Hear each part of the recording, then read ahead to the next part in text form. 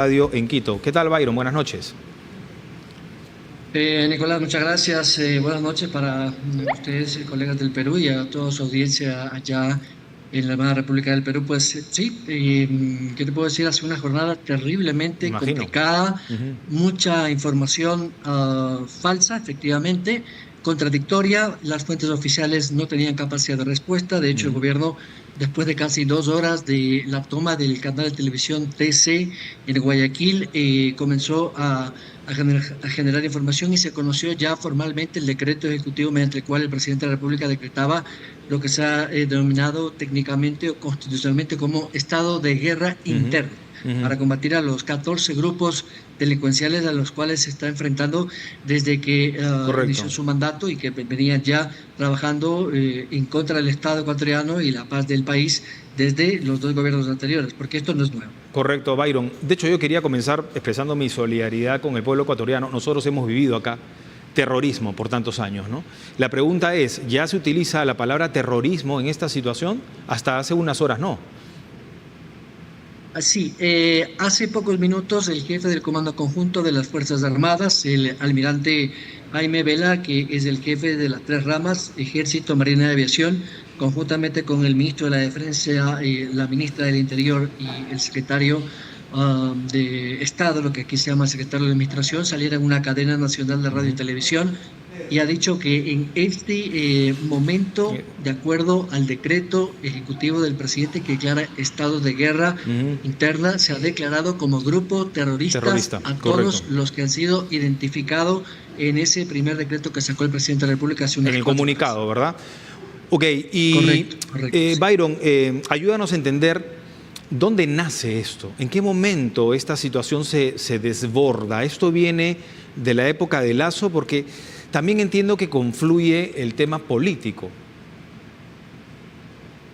Sí, es un poco complejo, voy a tratar de explicarlo en pocos minutos, porque esto viene desde, yo diría, dos administraciones anteriores, la del expresidente Lasso y la del expresidente Moreno. Si ustedes recuerdan las masacres carcelarias que hubo en los dos gobiernos anteriores, ya era un antecedente. Había una guerra de bandas entre los choneros, los tiguerones, los lobos, en fin, organizaciones criminales que ya forman parte de carteles internacionales, el cartel mexicano, carteles colombianos, y se disputaban el territorio de ciertas ciudades o ciertas zonas, sobre todo en la costa, en Guayaquil, en Esmeraldas, en Manabí, incluso en El Oro. Y en la última campaña, si me permites, asesinando a candidatos incluso, ¿no?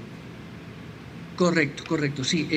Se establecen ciertas líneas de conexión entre el crimen organizado, la mafia, el narcotráfico, con el asesinato primero del alcalde de Manta, Agustín Inteago, y posteriormente a Fernando Villavicencio, el candidato presidencial. Todo apunta a que efectivamente son estas bandas del narcotráfico que están detrás de estos asesinatos a políticos o alcaldes, incluso al alcalde de Durán, que es una población al frente de Guayaquil, que también fue amenazado de muerte, sufrió un atentado y ahora anda pues blindado de pies a cabeza, literal, con un equipo que lo resguarda. Estos antecedentes, como digo, del conflicto de las bandas por el territorio, se ha salido de las cárceles a las calles, se han tomado ya en muchos barrios, muchas ciudades, y ha desbordado, ¿no? Hay una limitación constitucional.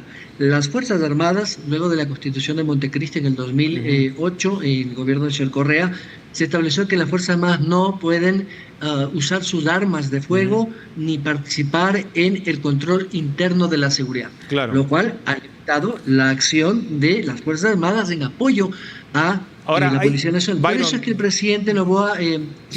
disculpa que te corte, pero el tiempo nos gana. Hay quienes consideran que el expresidente Correa es el responsable de hoy considerar a Ecuador como un narcoestado.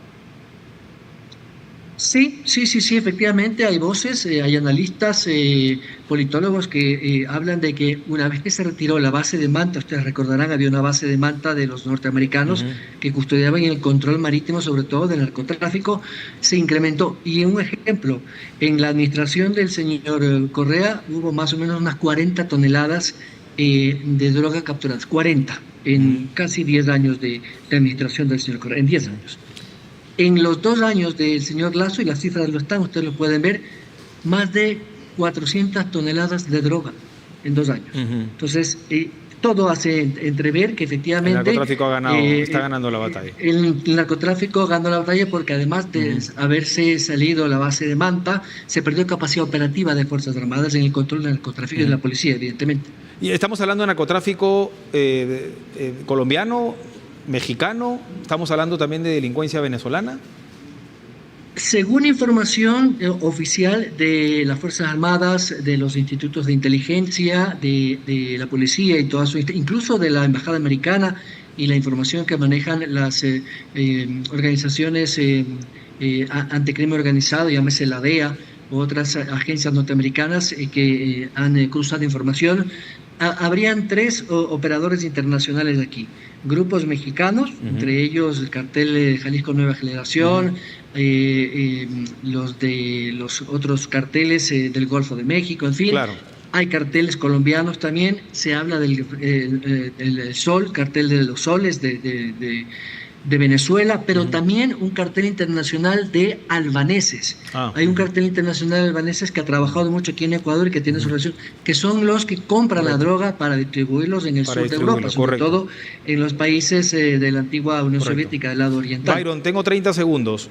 8 fallecidos hasta el momento solamente en Guayaquil, las cárceles tomadas en varias ciudades o también en Quito. ¿Cuál es la situación en Quito?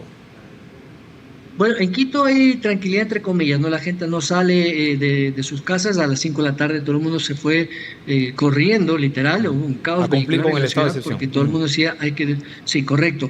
En Quito no hay fallecidos, hasta ahora confirmado. Pero en Guayaquil sí, efectivamente, yo diría que pueden haber subido a 10 los fallecidos, porque hace pocos minutos se confirmó la muerte de 2 policías en Nobol, que es una población muy cercana a Guayaquil, a unos 5 o 10 kilómetros de la salida de Guayaquil, muy cerca de la penitenciaría del litoral. Y oficialmente yo me atrevería a decir que están entre 10 fallecidos, 2 de ellos policías y otros delincuentes, ¿no? En el intercambio con las fuerzas del orden. Byron, gracias. Muy amable. Hasta una próxima oportunidad. Un gusto, seguramente, encantado. Y lamentablemente vamos a tener que contactar de nuevo contigo u otros colegas ecuatorianos. Ante las